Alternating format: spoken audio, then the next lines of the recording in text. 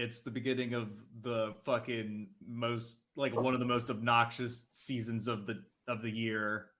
Yeah, tell me about it. I've been in, retail for 20 years or something like that. It is not fun. No, it's not. I'm on like the other side of it because I work in the alcohol industry and I do order processing, and it's just like, it's a nightmare too. Sure. I worked at Whole Foods once for a holiday season, and the beer business that we did was insane at that store. I'm very familiar with it. Yeah, I do wine, and it's just like insane. It's just ridiculous. It's strange. It's kind of like, it's really not. It is like the music industry in some ways. It's definitely way more lawless, but the fact that there's just so much like just straight up like shady behavior happening left and right, and no one seems to give a shit up until now. Obviously, it took Taylor Swift. Oh, the ticketing industry. Oh, yeah, just as like a a broad example. Well, there'll be little spurts, right? Of like, Pearl Jam wanted to like try to take them on, and that worked out okay for a little while for them. I thought actually Nine Inch Nails did a cool thing that he did a tour where it was like physical sales only. Yeah, I think I went to maybe one of those. I know my friend did. That's the way to do it. That's the only way to do it. I mean, it's really for an artist that has clout to be able to do that, like rather than somebody who's like physical sales only, and Ticketmaster can just go, no. Yeah. I mean, I kept all my ticket stubs, even from Ticketmaster. They were cool. I still have a lot, and when there is the option, I order them that way still. I used to do that, and then it just kind of disappeared, and now, like, post-pandemic, there's just like no physical period. Like, it's just gone. It's like kind of a bummer, because like I liked getting those things in the mail, sometimes, and that's the thing is like I've gone and seen so many bands now that I'm like, I don't listen to a lot of these bands anymore. I wish I had a physical ticket that said I went to go see, like, I don't fucking know, like Merciful Fate. I would love to have a ticket that said I saw Merciful Fate, and now I'm just like, I'm relying on the internet to prove that I saw Merciful Fate. Well, what you do is you just keep the wristband. You just write like Merciful Fate on the back of the wristband. I guess that's true. Yeah. Well, I mean, if you're really, going to be whatever about it, I don't know. That's actually a good one. I have some wristbands. I had a friend who had he kept something from every concert he ever went to. So some of that was like a flyer for like another show. Oh no, those don't usually last too long. Especially if it's like for some show that's just so not what I just saw. Like, I'm like, oh yeah, man, fucking, that was so much fun to go see I Hate God, and then you're like, hey, hot new show on Friday, and I'm like, cool, what is this? Nope. Nope. That's a nope, is what that is. Were you at this show just now? I'm sorry.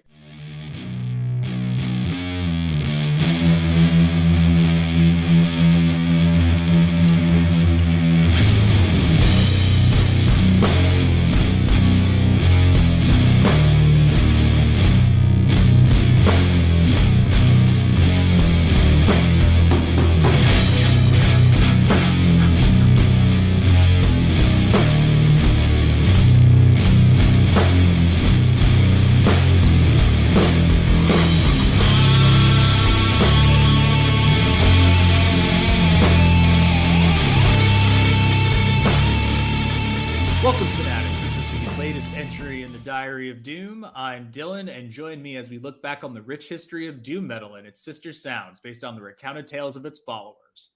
Every week, we'll have a different guest to spin their yarn. You can visit the website at diaryofdoom.com, follow us on Instagram, like us on Facebook, follow the podcast on diaryofdoom.podbean.com, and subscribe and listen to the podcast on Apple Podcasts and Spotify or whatever other shady podcast streaming app you want to use. And if you have a question or whatever, you can fire off an email to diaryofdoom1968@gmail.com.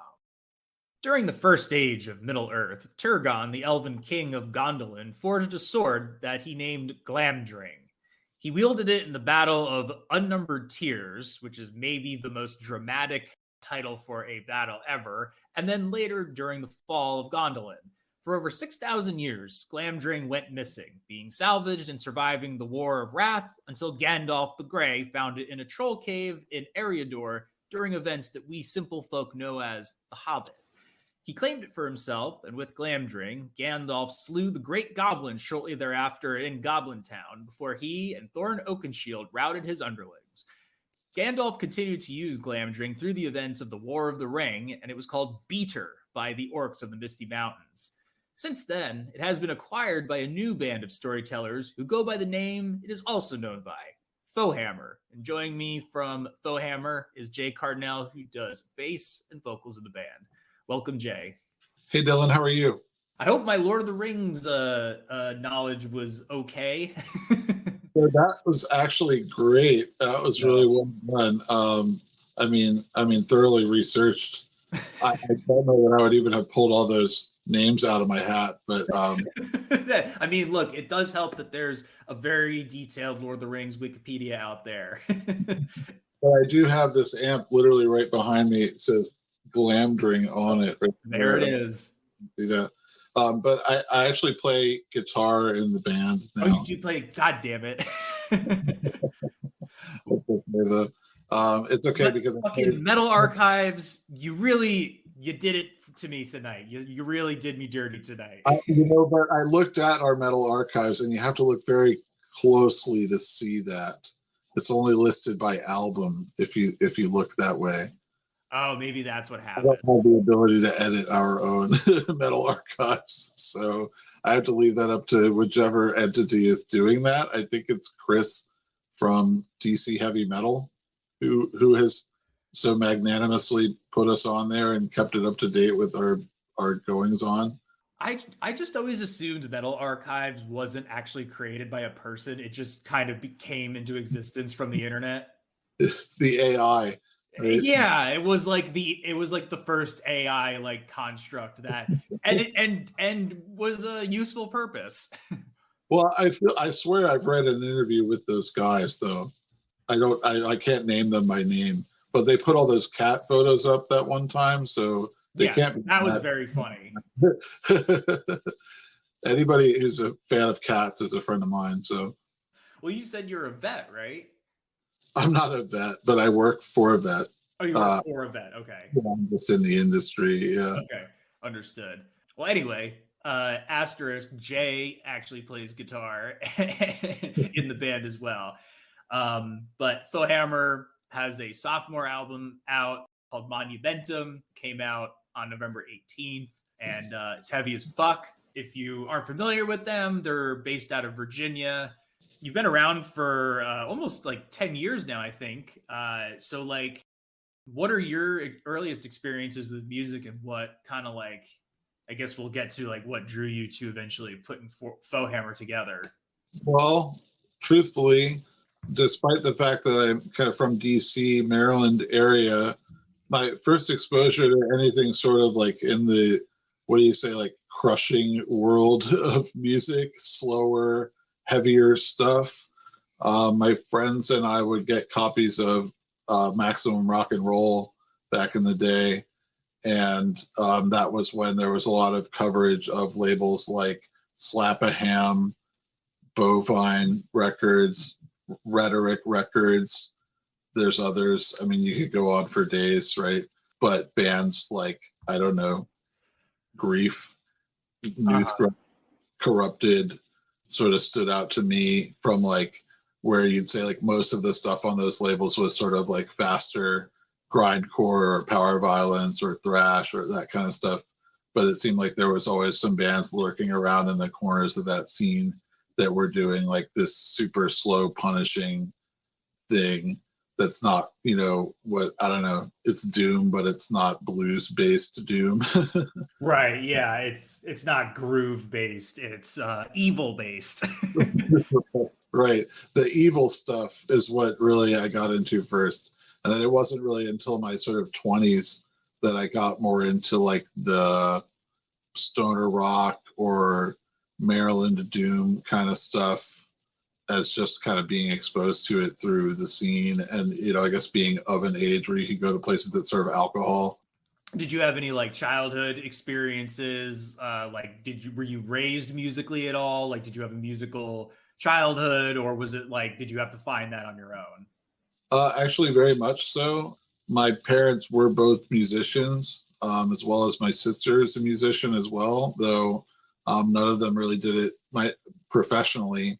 My dad did, in a certain respect. He like tuned pipe organs for a while, and my mother was in the like Alexandria Symphony, Alexandria, Virginia, which is here near DC, for probably the entire time I was in the womb.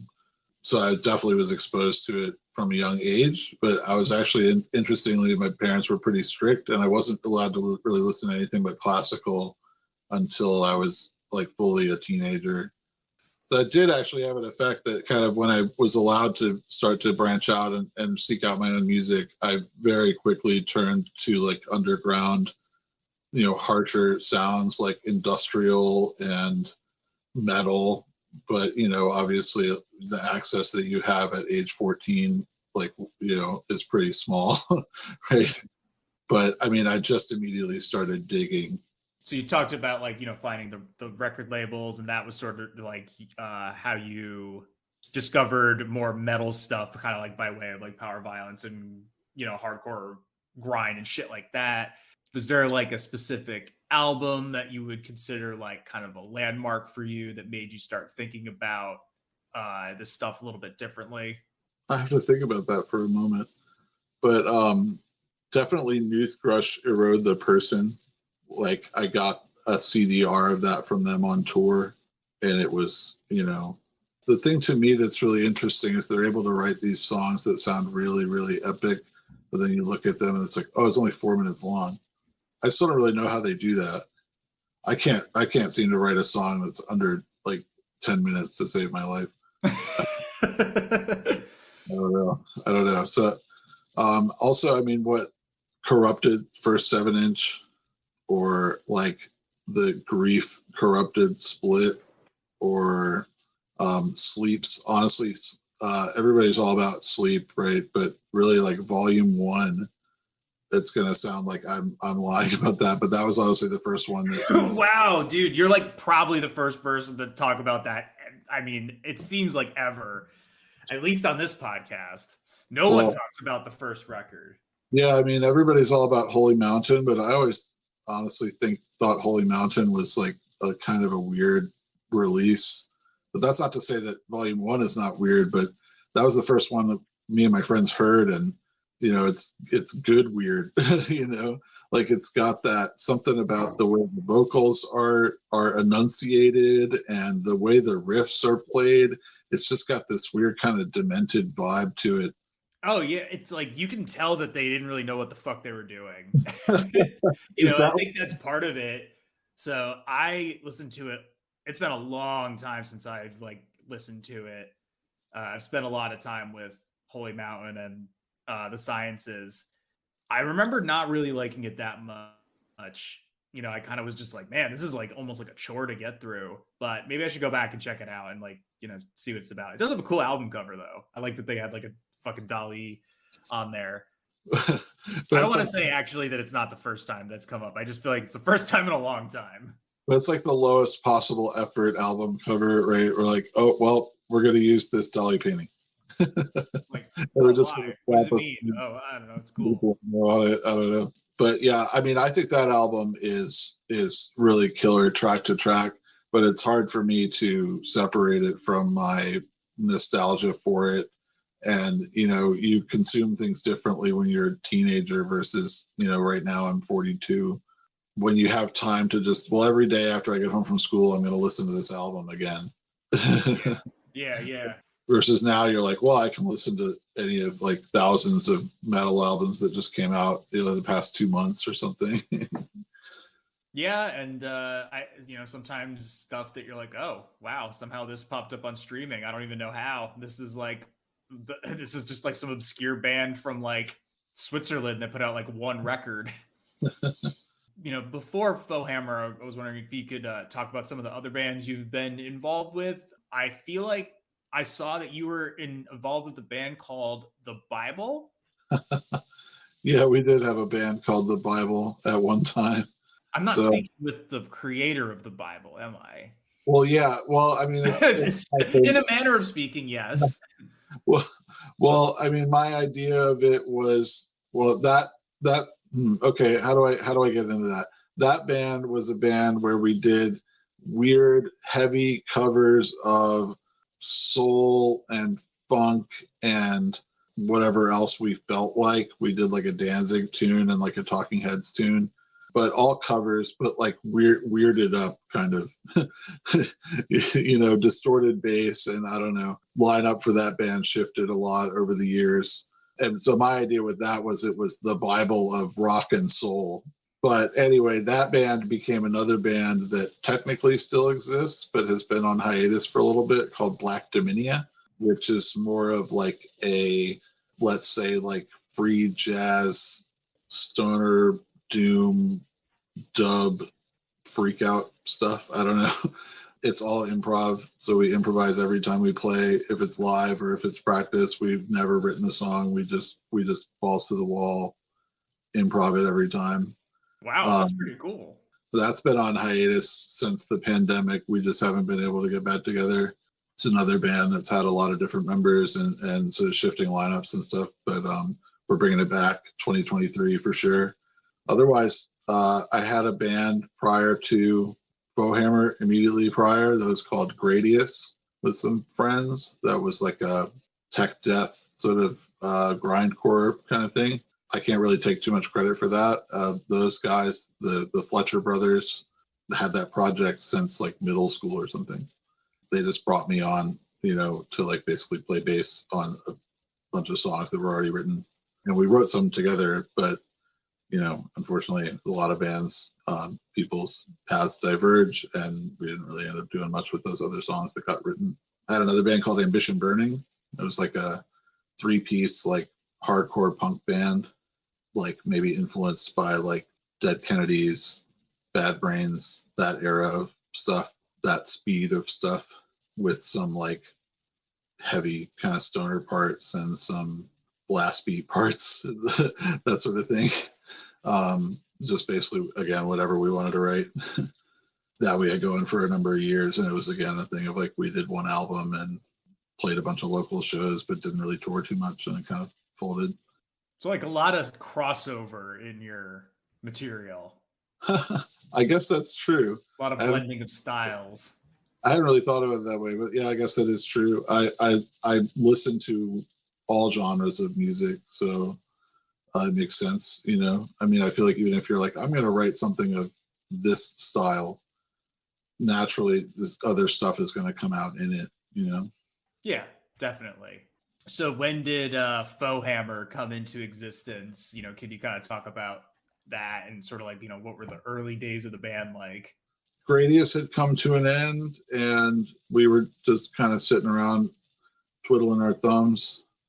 So me and my friend Ben, me and Ben and Joe, who were the original lineup of the band, we started getting together on some Black Sabbath covers, actually, just for the heck of it. And we had our friend Haley doing vocals, and we were just not with any intention of doing anything serious, but just kind of woodshedding it in the basement. And we kind of would like heavy them up to an extent, like some of the riffs we'd play super slow or really heavy chords or that kind of stuff. Not that Sabbath is not the heaviest to begin with. Anyway, so after we kind of did that, as long as we felt like doing it, and Haley had to move on, Ben and I started like just jamming some, like we were like, let's finally do the like super crushing slow band we always meant to do. And before the first show, Joe was like, "Hey, I want to be in it too." So we just like worked it up real quick. I think we had a month, and our first show was I ran a house show house at the time called the Cellar Door, and our friends Holly Hunt were on tour from Florida. So that was our first show, was with Holly Hunt at my place. That's a band, you know, for me that means something because it's a band and people that I admire greatly, and who I've, you know, I would say become good friends with in the years since then. It's funny. Like I've had a question here. It's like, what made you do away with guitars? But you still have guitars, so we'll ignore that one. I can kind of answer that though in the Okay.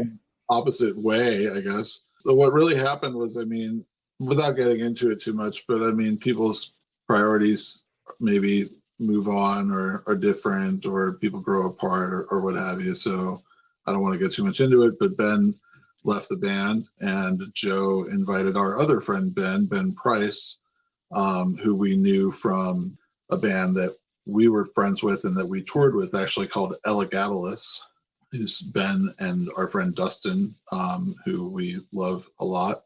So we had already toured with them. We knew Ben was a sick drummer. Joe didn't even ask me before he asked him to join. He just said, "Hey, Ben, you want to play with us?" And Ben said, "Yes, you guys are one of my favorite bands in the area. Like, definitely." But we weren't even asking, like, did he want to join the band? It was like, we had a show booked and we needed a drummer. We agreed to fill in, and then it went so well that he just stuck around. Fast forward, you know, a year, and Joe just really wasn't feeling it anymore, and he moved on. So then it was again a situation where we had a show, and I actually played that first show on bass. But I did a thing where I did a bass through an octave up into like a guitar amp to give it a little more breadth and body to the sound. And it was cool, but it was kind of like I almost want to say it was a really like clanky kind of industrial sounding kind of thing. It was cool, but it was not really what I was going for. We were getting ready to do another show, and like a week before that show, I was like, let me just try it the other way around. I have the equipment. What if I did guitar in and did an octave down into a bass amp? The first minute I tried it that way, it was like no question that's how we had to do it going forward, because it was so much heavier.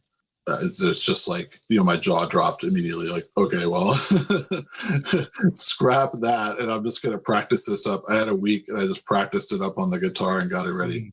And so that's basically what I do now, though I've gone through like a number of iterations of the pedals that I do it with, like a lot of different iterations, but I've kind of landed on the same thing for about the past year now. I mean, like, I remember like popping it on and I was just like, oh shit, I haven't listened to one of these bands in a while. I was like, fuck, these guys are so heavy. It's just like, like, it hits you with such a wallop, you know. It kind of reminds me of Body Void, you know. It's like that same level of just like, holy shit, this is fucking brutal. Well, thank you so much. I really, really appreciate that. And to hopefully be able to do that, it's just a two-piece, you know, I mean, there's so many bands that I've seen that have been two-piece bands that just blew my head off. To be able to hopefully even like start to aspire to something like that is really, you know, gratifying. You took the name from Gandalf's sword. You know, in the Hobbit, he finds it in a troll's cave, which is very much like a side quest. You know, you go in a cave, you do a thing, you are like, oh, what's this? I found this fucking badass sword. I'm gonna keep this. Maybe hawk it for some dough down the way. Obviously, he didn't do that, but I mean, I'm in the midst of another playthrough of Skyrim, so I'm just like getting ready to like sell the shit out of all this stuff that I've been like looting from caves and dungeons and shit. Why did you settle on Glamdring? Or sorry, why did you settle on Foehammer? I guess it's technically not wrong. You can say it in the Elvish if you want, man. But you know, I mean, what made me go with that? I mean, it was honestly, Lord of the Rings was a really, really big thing for me. I mean, my mother read that to me in bed when I was barely old enough to read, and then going forward, obviously, I grew up in the '80s, so the like Rankin Bass productions of The Hobbit and The Lord of the Rings were on all the time. in our house. So just kind of omnipresent. And I remember like even the lead up to the films, and like I read the trilogy again, just like to be ready when the films came out. And I guess I think I was 21 when the first film came out. I was already skeptical. Like, well, there's no way it can be as good as the book. So I don't know at what point in my 20s, but I was like, there needs to be a really heavy band called Foehammer. And then when it was time to do that band, it was just the natural, like, well, that's going to be Foehammer for sure. No question.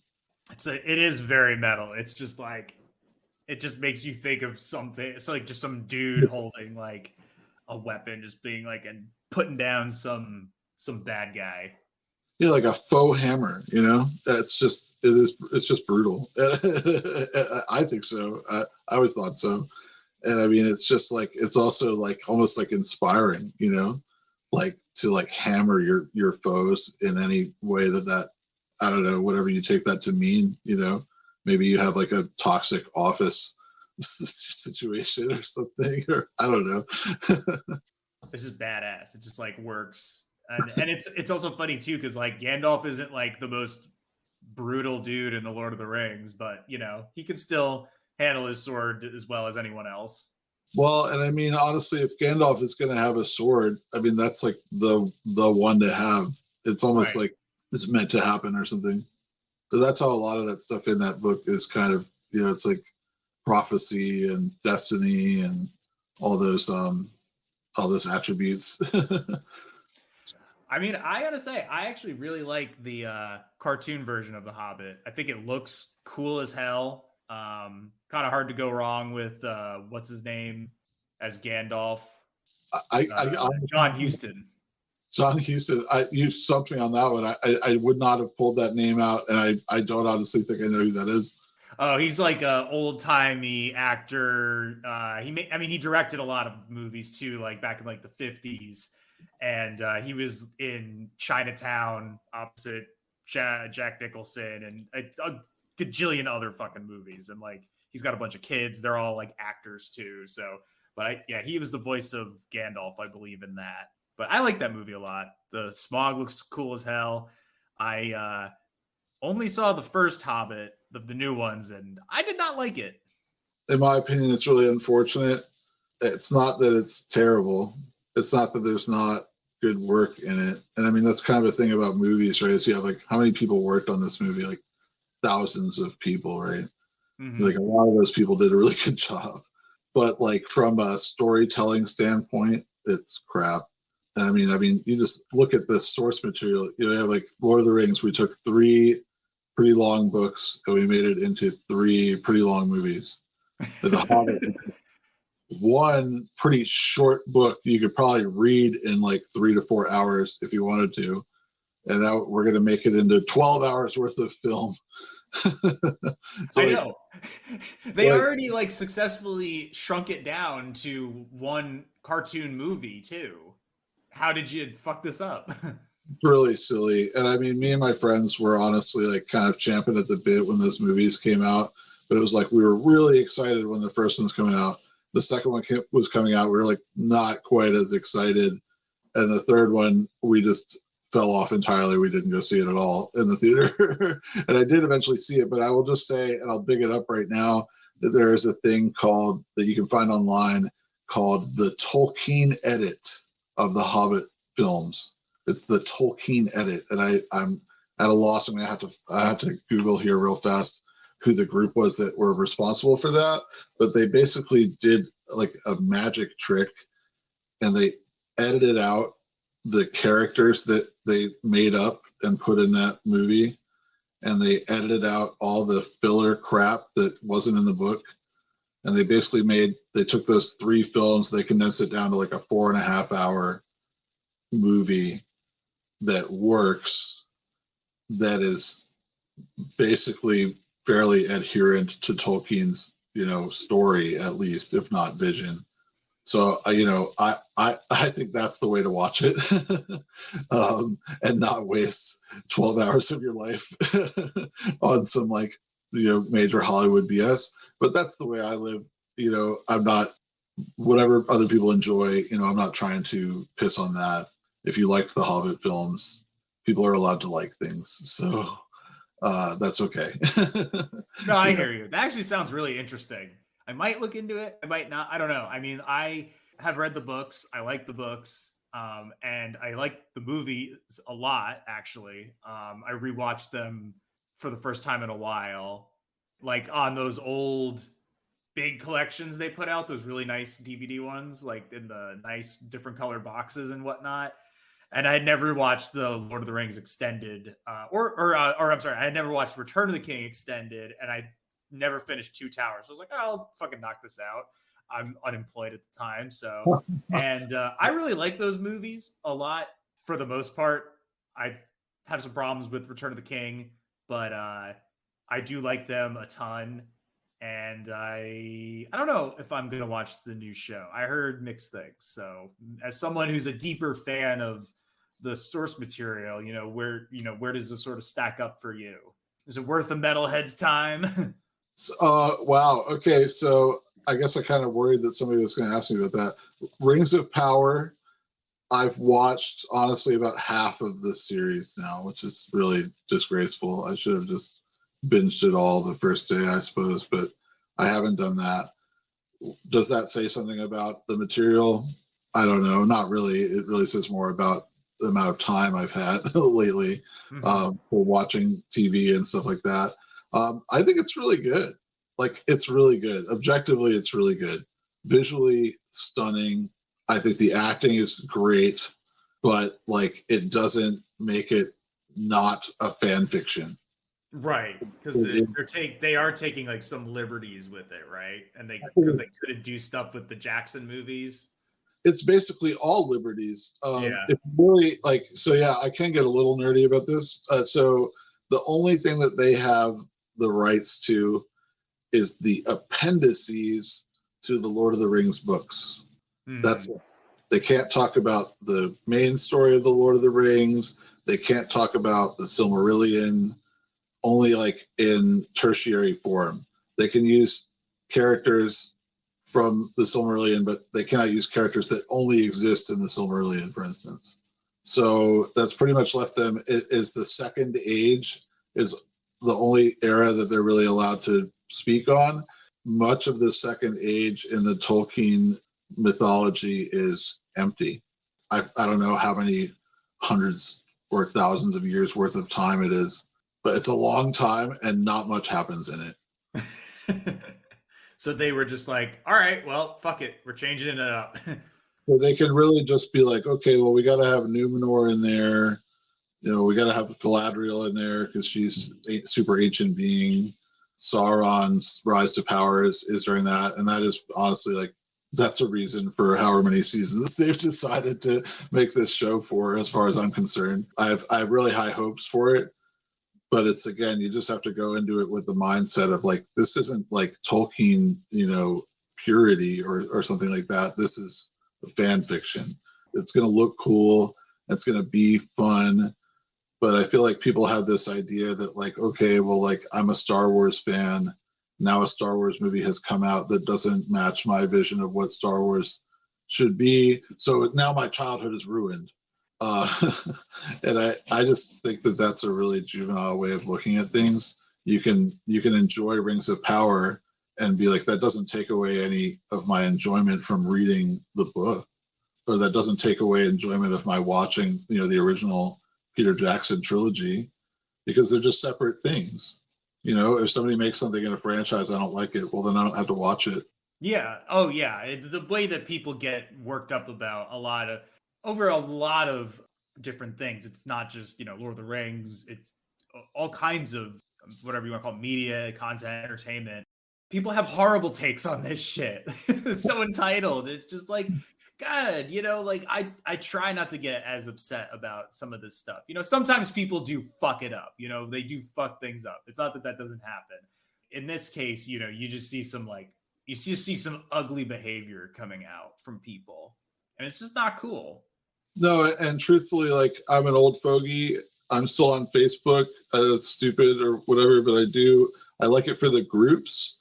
and I was on a number of like Middle Earth groups, Lord of the Rings groups, and truthfully, I left them all in the lead up to this Rings of Power because I was just tired of it, just tired of seeing it. Tired of reading this virulent crap every day from these like supposed fans. It's just like, you know, if you don't think it's going to match what you think that it should be, then just don't consume it and don't give it your time and honestly promotion by talking about it all the time. It's just so backwards. It's just such a backwards way of thinking, in my opinion. Well, to bring it back to your band, though, your music also has like some lore to it, which is always fun.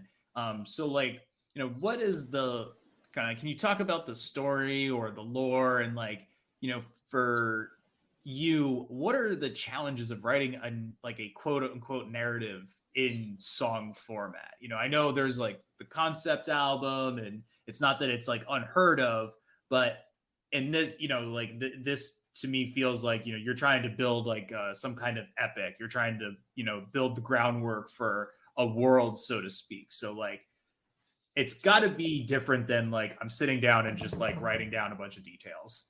It is. I mean, you said like, how do I avoid the difficulty with that? And I would say I avoid it by really just avoiding, you know, writing it out. Well, you know, I mean, what it is like through the course of the records, the material, I mean, you can't just write like Tolkien references forever, right? I mean, you could. People have. You could, but I don't want to be that guy. I love Tolkien, don't get me wrong, but I don't want his work to define my work, you know? So at a certain point, like, we got to branch off from this. So, I mean, that was really from the beginning. It was not all about Tolkien. We had like some songs that are direct references. Obviously, Stormcrow is like very direct Lord of the Rings reference, to the point of almost being written from the wiki or something like that. But like, we had to branch out, and so there's other songs that are referential of other things, and then there's other songs that are following like a mage character that I have that doesn't have a name. Maybe he really doesn't have a name, but it just basically this character has gone through some trials and tribulations, a lot of which is trying to like find himself. And so if you read sort of through the albums and you read through the songs that are not an overt reference to some other work, a lot of it is based in this kind of like fantasy world that I have in my head, that takes a lot of cues surely from like Ursula Guin and the Earthsea books, of which there's like an overt reference song on our new record. We wrote that, and then she passed away before the record came out, and I sadly like didn't put a dedication to her in the liner notes because they were already finished. I never wanted to do a thing where it's like, well, let's do a concept album. I kind of think that's kind of silly and overdone, and, you know, like harkening back to like prog rock or something like that, which I love prog rock. I don't want to like try to recreate it. Like, whether some of that will become more fleshed out in the future, definitely remains to be seen. But I definitely still want to keep writing, you know, music that has a dark fantasy theme to it. So surely there will be more chapters to come in the future. But I mean, I've always been one of those people that I don't want to try to tell people what the lyrics mean, because I feel like you read the lyrics and it evoked something to you. I don't want to come after and go, no, that's not what it was about. It was about this, and then have that be ruined for the viewer or the consumer or the whatever you want to call it, the person that's receiving the art. You know, that leads to a bigger question to me of like art in general and the way it's viewed and the way it's consumed. But, you know, it's like once you've made your art and it's out in the world, you can't really take it back. And it's just up to whoever hears it or sees it, reads it, to interpret it in their own way.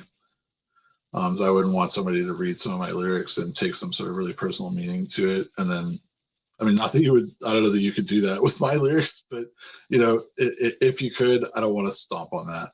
Right, of course. I felt like because I went back and listened to your stuff today. The early material is just like super fucking heavy and like plotting, but with Monumentum, it's got like it's got certainly got that heaviness, but maybe it's like a tad bit less abrasive. It's got like for me, the second half of the record, like that's where it really shines. I like that you put in some synth, kind of like layered it over those tracks. It's like just a really nice fine texture. Like I kind of felt like Second Sight was like very like much more of a like dreadful album, so to speak. So like were you trying to do a specific sound on the new one, or try something a little bit different? And then like in regards to what it's like based on, like would you say that like maybe there's like a level of optimism more in Monumentum, kind of like based on the source material? Interesting observations, and thank you for your compliments there. Was there a conscious effort to broaden the sound? Yes. Was it super conscious and like forced? Hopefully not. Another aspect that I want to say too is that none of these records were written by me as like sole songwriter. I'm not that person. I guess I could do that. I don't find that very interesting to collaborate with other musicians. So like the early material, like the like 2/3 of the first EP was me writing the riffs. So that you could say that's pretty much me. I wrote the songs, but Ben wrote the drum parts, and I don't think that that's a small contribution either. With Second Sight, that was written really collaboratively. Joe wrote riffs on that. I wrote riffs on that. Ben even wrote riffs on that one.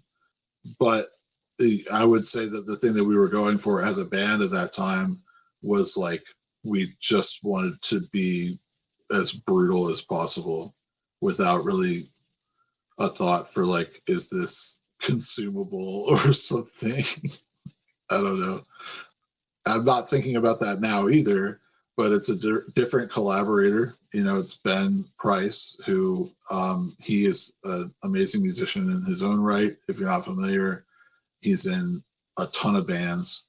Immiseration, Textile, Masked Year are all amazing bands, all totally different. And then he even has his own project called At the Graves, which is like a one-man band, really, really cool, like a doomy kind of Swans, Godflesh kind of thing going on.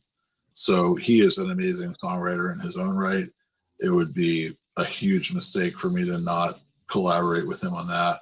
So really what you notice on that is that we sequenced the album in chronological order, to be honest with you, mostly chronological order.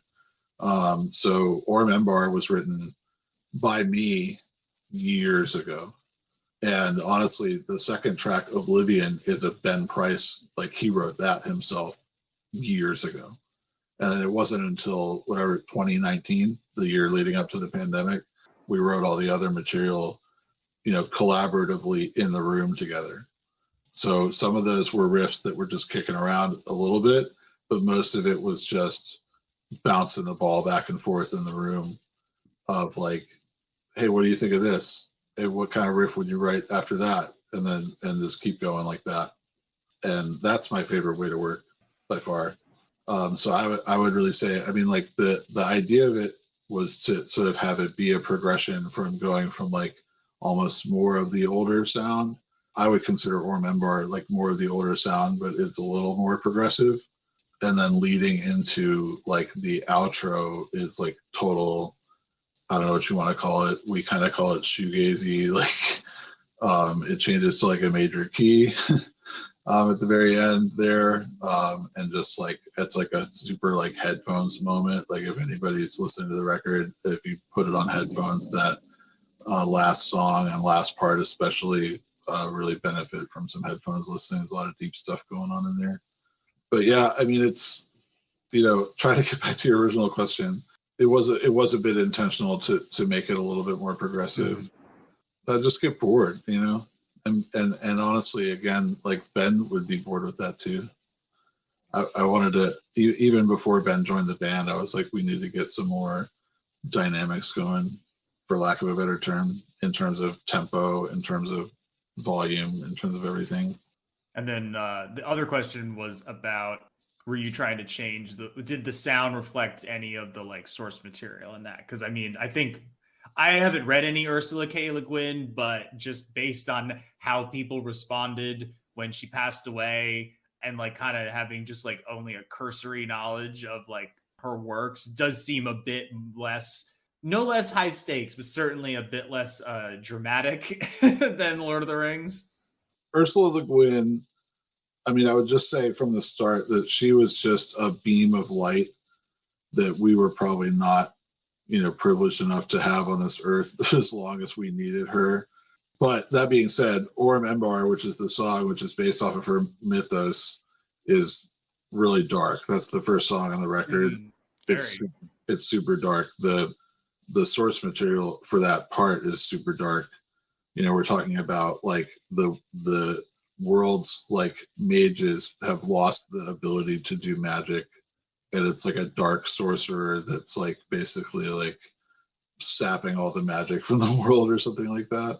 So and Orm Embar is like this really super powerful dragon, and in the Ursula K. Le Guin world, like the dragons speak their own language. They don't really interact with humans unless they have to, and this dragon basically like helps the protagonist in this really huge way. I don't want to talk about it too much for anyone who hasn't read the books, because they're fantastic and you really owe it to yourself to read them, especially the Earthsea trilogy, original Earthsea trilogy.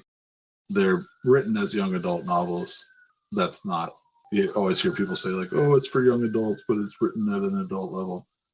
She really was not writing down. It's just that it maybe doesn't have any like brutal violence or sex scenes or anything like that. Right. And they're easy reads, like they just go really quick, but it's really, really great work. And it's just that thing of like each author has like a vibe, and her vibe, I just really jive with it.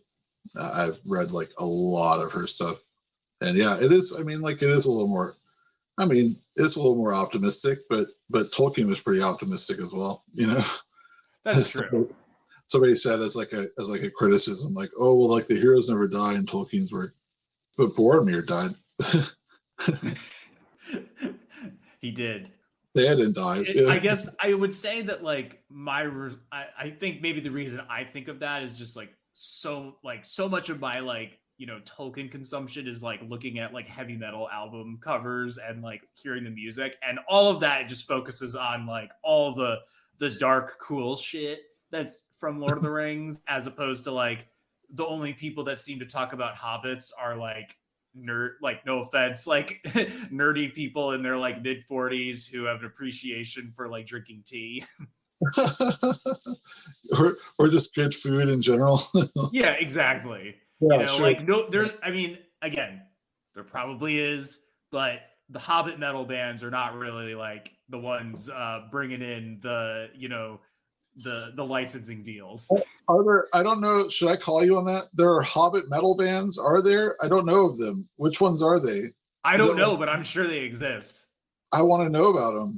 I want to know about them. It sounds like they would be cool guys to hang out with, at least. I imagine it's a lot. They probably, it's like folk metal. It's probably some subsect of folk metal. This is we're getting into genres that I would say don't listen to as much. But maybe possibly going to create. I'm just going to say flat out no on that one. Yeah, I'm not working on any folk metal in the near future, personally. Well, besides the record, do you have anything else in the works right now? More Foehammer, any other kind of unique projects or anything like that? I hate to be lame, but other than Black Dominia starting back up again in 2023, there's nothing really solid. I have last tally about 80 or so riffs recorded from like the pandemic times, which we're still in, really.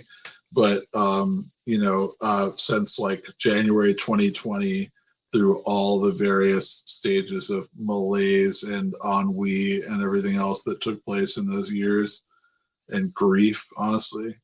I've recorded a ton of riffs that are of varying quality.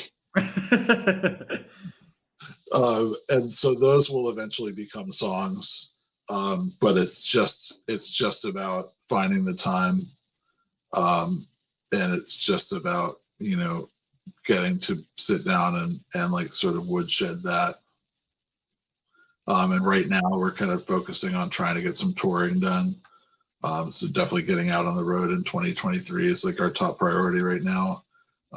But like we'll definitely be working on new material to follow that up. Like it's not going to be another 3 years or 4 years, whatever it's been since the last record. Well, have you been listening to anything lately that you've been really enjoying, whether new or old? If I answer that question, it's going to be really dorky and it's going to be really it's not cool in any way. So I'll just I will just run down what I've been listening to a lot lately.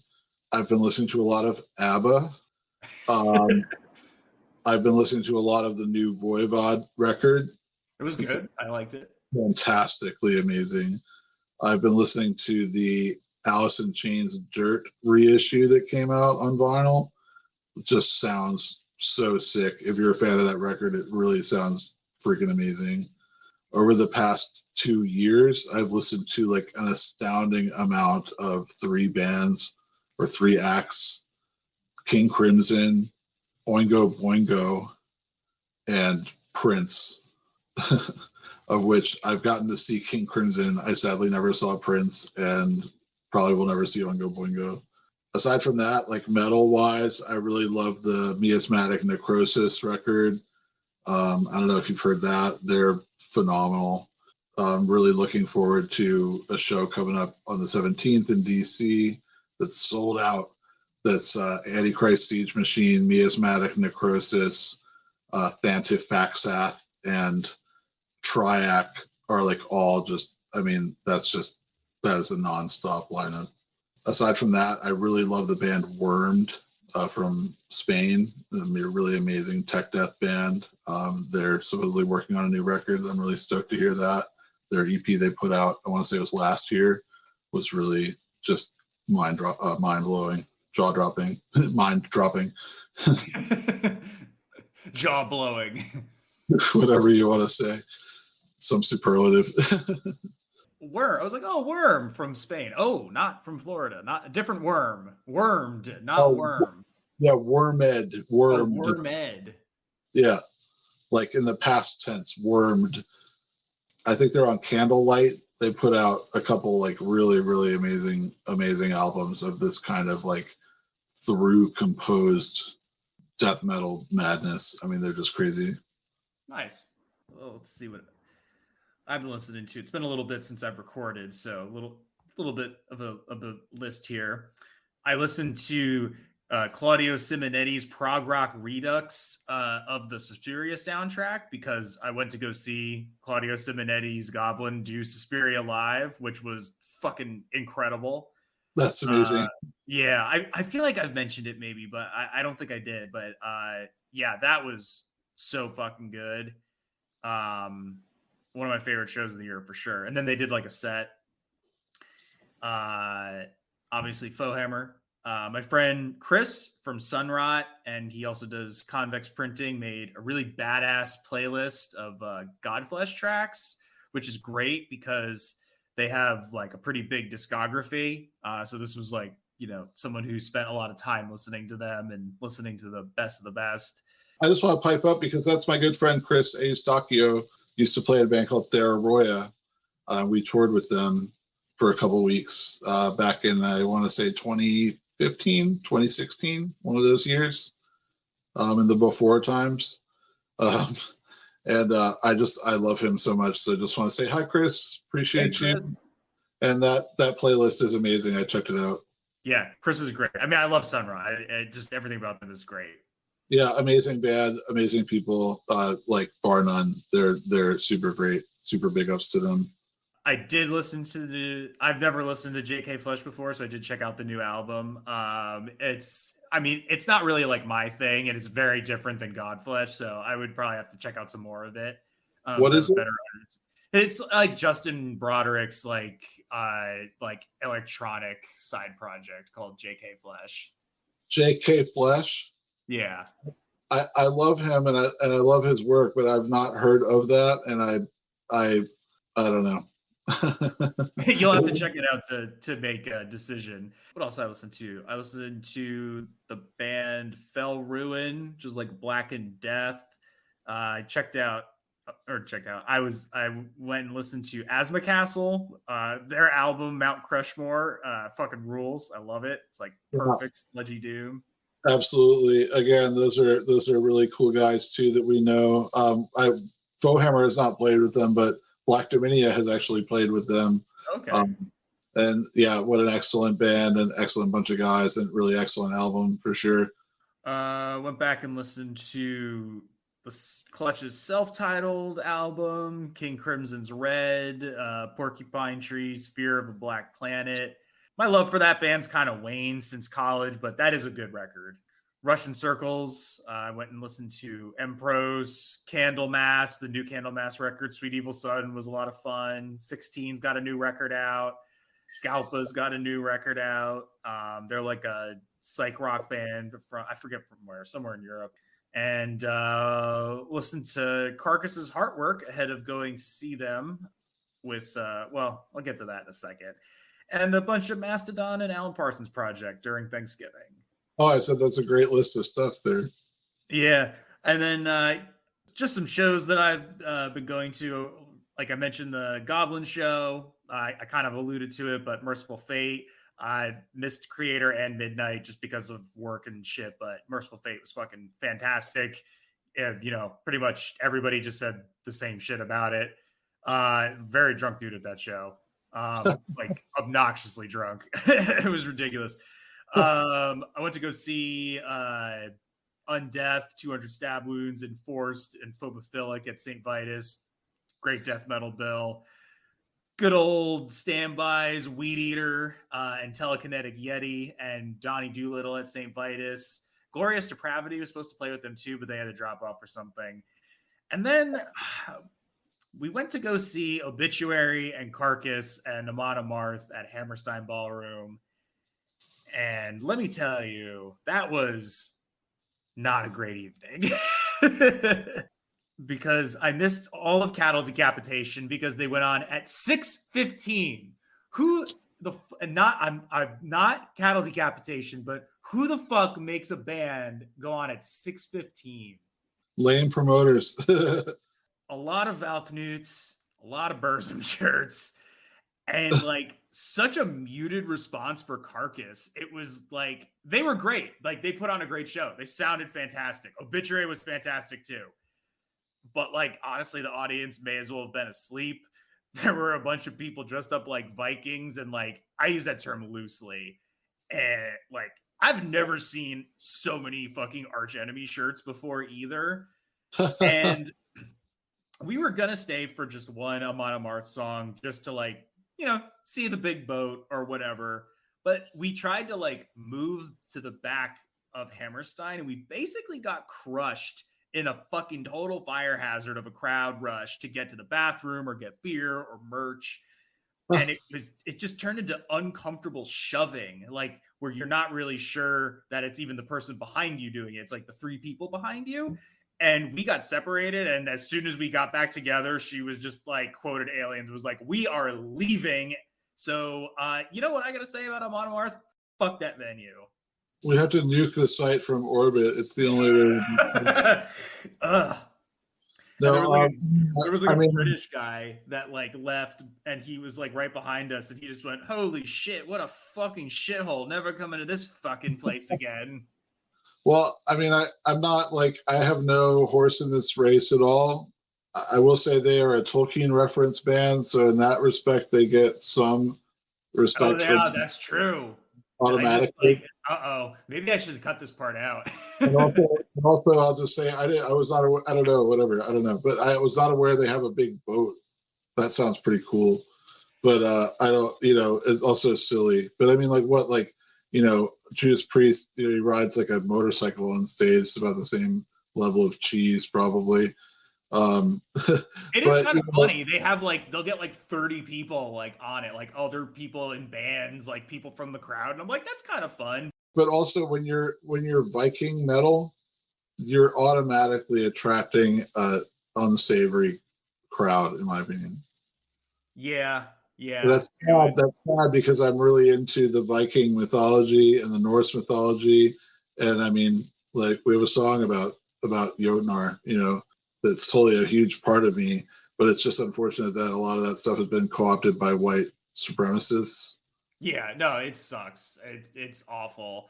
That's the scene that you get is just very white, Yeah. It just, I don't know. Just given how shitty the people were that were just pushing and shoving and just being generally rude, and then just how everybody was just so mashed in there that if you started pushing, you could probably throw people over, piss people off, start a fight. I don't know. It was just the vibes were just not good there. And it doesn't help that I generally do not like Hammerstein Ballroom. The security is really strict. The sound was fucking dog shit for Torch and Converge when I was there for the Meshuggah show, which was just this sucks. This is the first time I'm seeing Converge, and he has no mic channeling through. Come on. That's not cool. So I don't like that venue. No, that's horrible. I've never been there. I've been to New York a lot of times, I'd say, but I've actually never attended a show there. Do you think that maybe some of that thing with the crowd was, did they oversell the venue? They very well could have. It was just odd because I think Meshuggah was sold out too, but you didn't run into that problem there. And everybody kind of moved very accordingly. I didn't have any issues. You got to the bathroom fine. And then that was just it definitely seemed that they didn't oversell it where the seated areas were filled up, but certainly the GA was oversold. It just was disturbingly packed in there. I've just been in situations like that, and it's already scary just from an instinctual standpoint of where it's about to be a stampede. That's terrifying.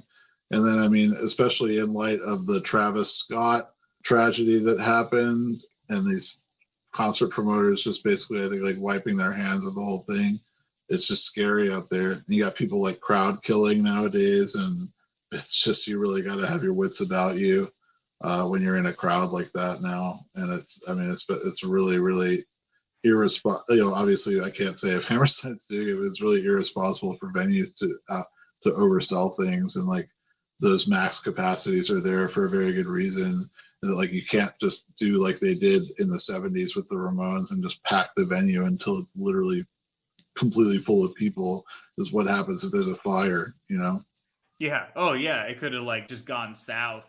I'm not saying it reached those levels, but it started to feel like it was getting to that point, and then all it takes is one person to shove somebody down the stairs, and then all of a sudden you're oh, well, what happened? So all the other venues that I've been to in New York, it's been even at the Garden, I've never experienced it. And that's a place that holds probably 5 times as many people as Hammerstein, something like that. At least, double or triple.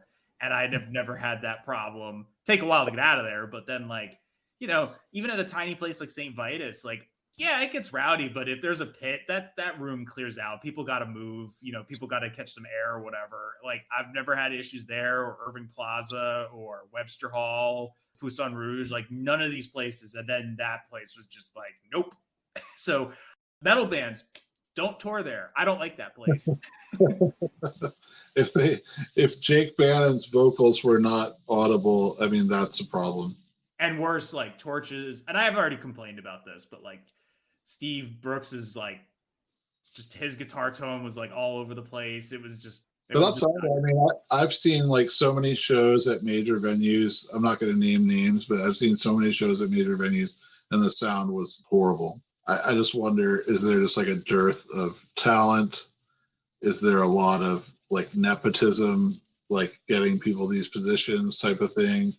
But it's just, I can't tell you how many shows I've seen just the most recent, I saw this band called Otoboke Beaver, who are like a crazy Japanese like experimental punk rock band. Really, really cool. If you're into anything like that, definitely check them out. But I saw them at like, I'll say a major venue, really major venue owned by like one of the major conglomerates that are doing these types of things now. And the sound was total ass. And I can just tell you straight up, it's like they were running these subs like super high. And so, I'm standing like where, we were standing by the stage. I'm like, okay, well, let me go a little further back in the room, to get a better mix. And it didn't make any difference at all. It sounded like total crap. You can't hear the guitars because the bass drum and the like sub frequencies of the bass are just crowding out everything else. I've experienced that a lot, where it's like the sound person must just think, oh, well, if we just run the bass really high, that's going to make it sound good. Not the case. No, absolutely not. You get no definition. I mean, bass is only audible down to a certain frequency anyway. You're like lower than a certain number of hertz, and it's not even audible. You're just feeling it, which is cool if it's if it's like club music, right, or EDM or something like that. But this is metal, especially a lot of it's like complicated, intricate sounds, and it just gets like, I saw Napalm Death one time, and it just was, I don't know if they tour with their own sound person or what, because the rest of the show sounded great. And then Napalm Death came on, and it was just more of this, like, all you can hear is the bass drum. Yeah, I love that band to death. And it's like, what song are they even playing? I mean, there's a certain aspect to that with grindcore anyway, but if you really know the band's material, you can't even tell what it is because it's just so, like, farty. That's not good. Yeah. Well, that was the one thing that they had going for them the other night, was that they had, like, Carcass and Obituary sounded great. Everything sounded really, really, really, like, dialed in, which is like kind of weird considering like how kind of like chonky Obituary is. But the one thing I do notice at every single venue is that the snare is always way too loud when the band starts. Like Carcass came on and it was just like ding ding ding ding ding ding. Well, that's unfortunate, but it sounds like at least they dialed it in eventually. Yeah, it did get fixed. So, and I was like happy to finally see like full sets from both of those bands, because I had some timing issues with Maryland Death Fest, but that's a whole other story. Is there anything, obviously, new album out, you can go get it, and I'm assuming over at like your Bandcamp or whatever, but is there anything else you want to plug or let people know where they can find it? Physical media, you want to go to silentpendulumrecords.bandcamp.com. All the physical media is available there, as well as t-shirts. We've got a cool long sleeve designed by Forum Terror Growth, aka Fred, from a ton of great bands out of Philly. We also have another great t-shirt design by eBay Arifin out of Indonesia, which his amazing artist did the Sunrot Sonata cover you might be familiar with. Mm-hmm. So, and those are both available there as well. And I mean, the record is on every streaming service imaginable if you just want to listen to it. So, like, without naming names, it's on all of them. Well, thank you for taking the time and indulging in some nerdy fantasy talk. I also wanted to mention that I did actually find that link. It is for the Tolkien edit. If you wanted to check it out of the Hobbit movies, it is tolkieneditor.wordpress.com is the guy's website, and he talks about it.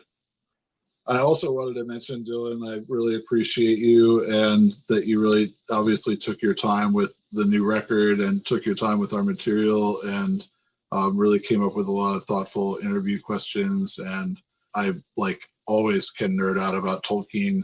That could be like another whole show. Yeah.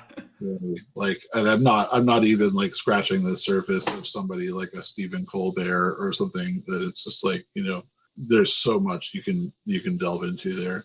But I would say, as a recommendation, there's this great book I've been reading called Into the Imaginal Realm.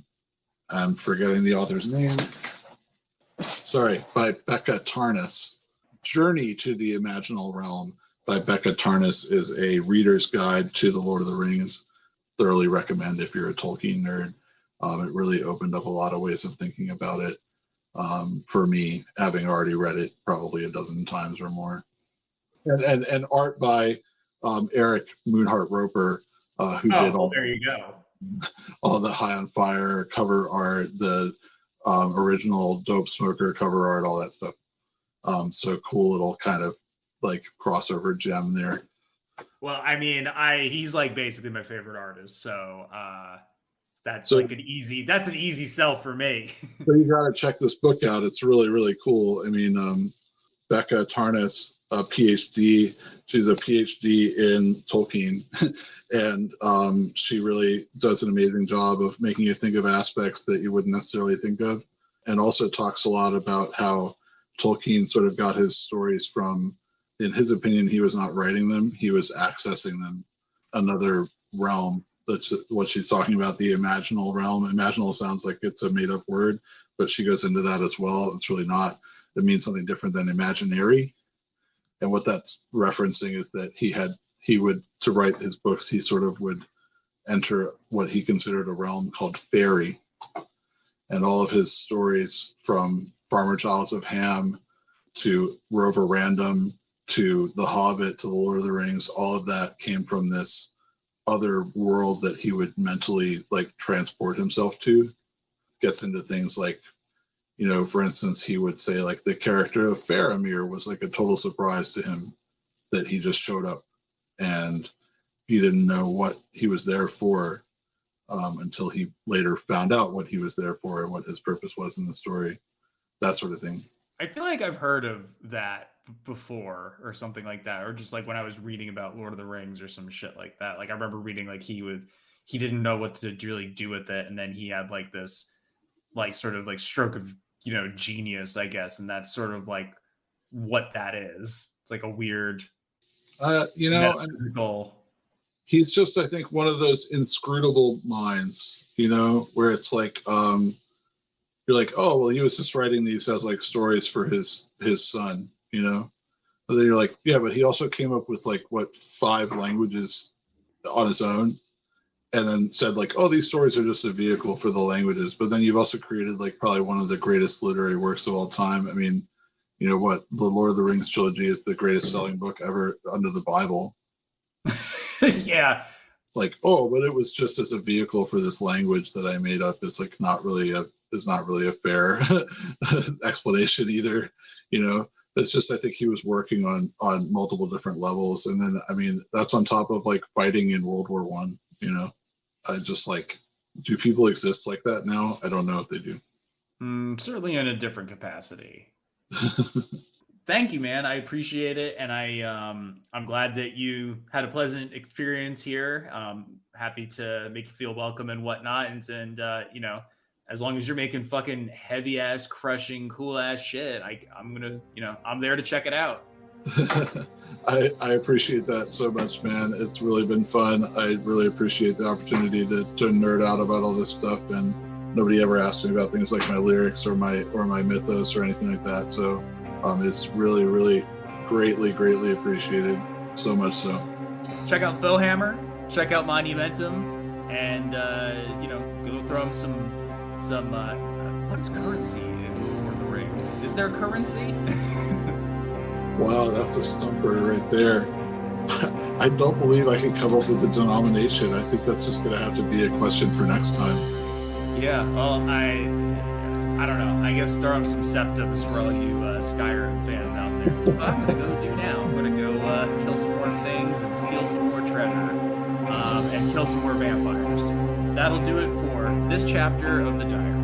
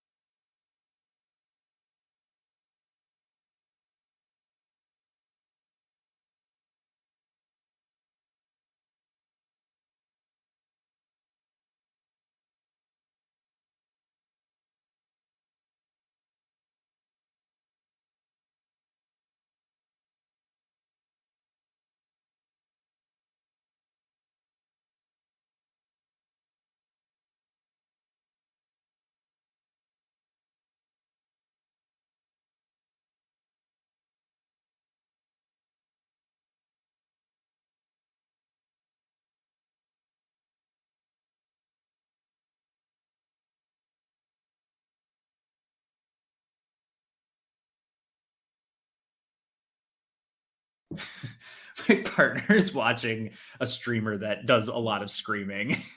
I can hear it right now. It's very funny. It's okay. I was like, right before you brought me on, I was like, are we doing laundry? Why are we doing laundry right now? And I didn't know, like, the way the app makes it look, it's like they're going to put you on the broadcast any moment. So be ready. And I'm thinking, like, it's going to be mid-show. And here's Jay. No. I actually had to clear out some space in the storage for this thing. So that's what I was trying to awkwardly get across before when I first got on. I'm storage space clearing worthy. I feel so grateful for that. Look, everybody's worth my time for a while until I have to clear it out.